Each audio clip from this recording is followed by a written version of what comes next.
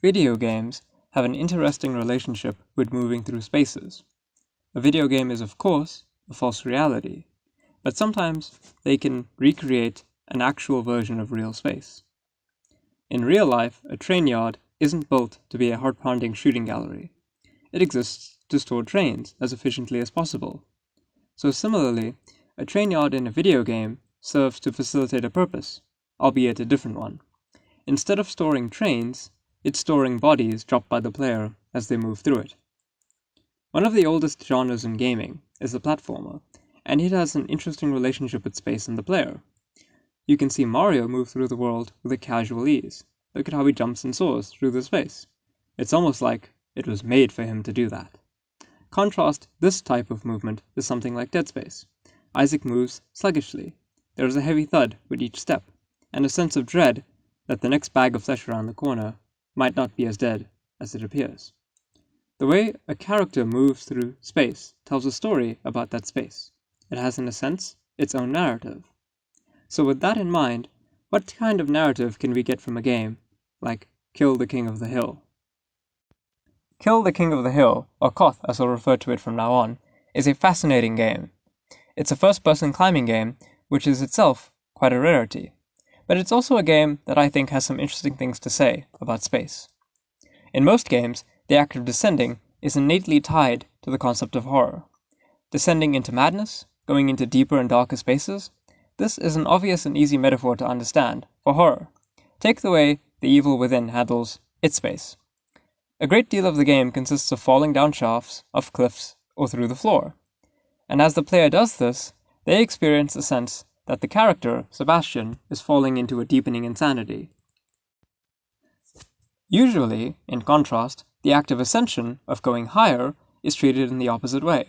It's something to aspire towards, something to yearn and strive for, and ultimately something that provides a sense of finality or closure. But K.O.T.H is different. From the beginning of the game, you start with your two climbing spikes in hand. There is immediately a sense of unease as the discordant droning is heard in the background.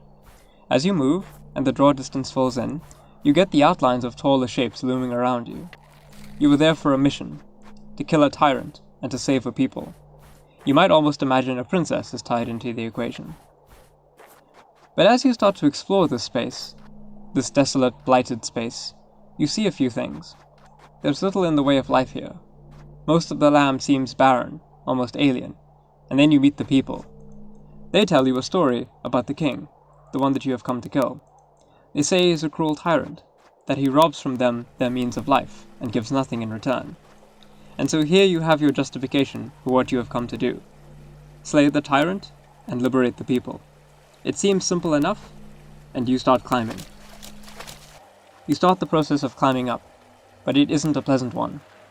For a while, as you ascend the landscape, it starts to unfold around you, but it never gets illuminated on. Instead of making sense of the space you're in, giving you a vantage point to understand the game world, this weird spire of floating stone becomes the world, and it seems to only ever go up. While K.O.T.H is an indie game, I would definitely praise this choice of design.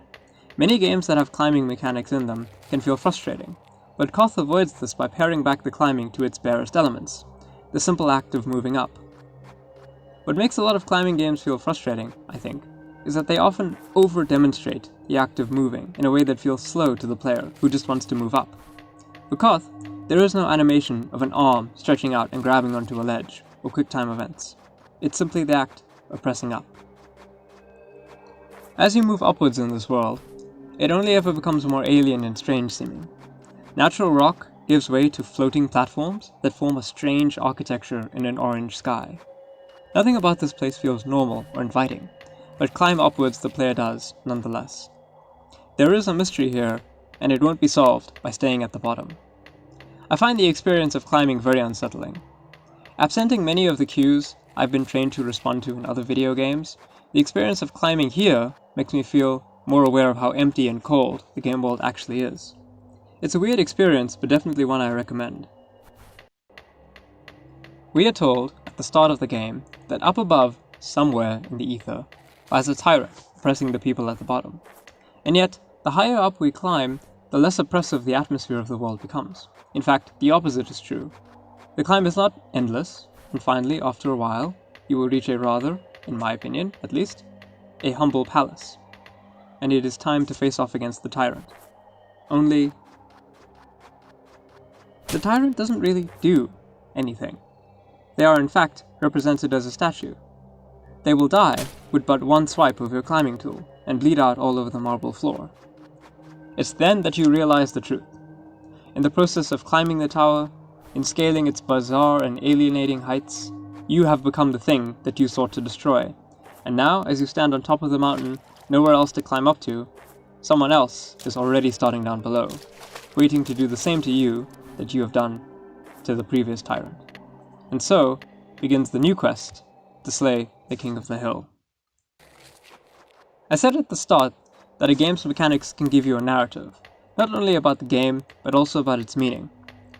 What I infer from a game like this is a brilliant and short critique of the systems of capitalism. Now before you click away, I'd like you to hear me out.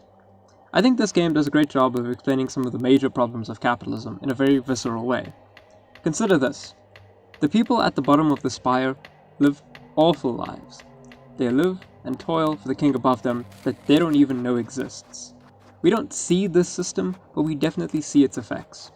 The people toil and they don't get anything for it. In fact, the act of climbing is ostensibly even disallowed.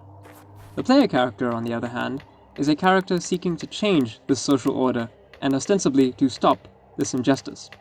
And how do they aim to achieve this? By climbing the spire and slaying the king. But what exactly does this process of climbing do? It's an alienating experience. It's barren and cold, and in many ways unforgiving. But the higher the player goes, the more pleasant the world becomes, until they leave behind the awfulness of the lower levels for the grandeur of the higher ones.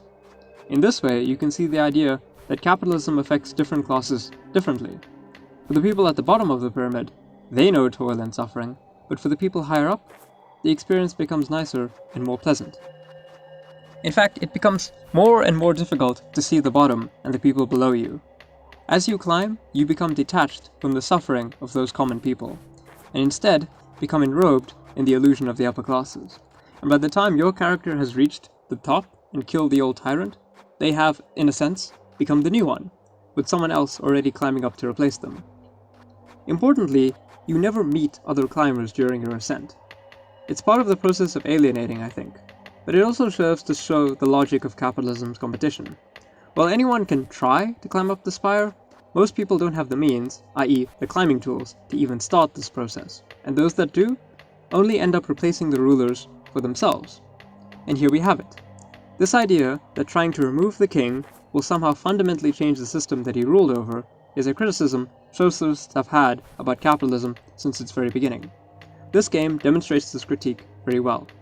The act of climbing the mountain by yourself enfolds you into the system that you are thinking that you can change, and by the end of it, you are transformed not into a liberator, but in fact, into a new tyrant.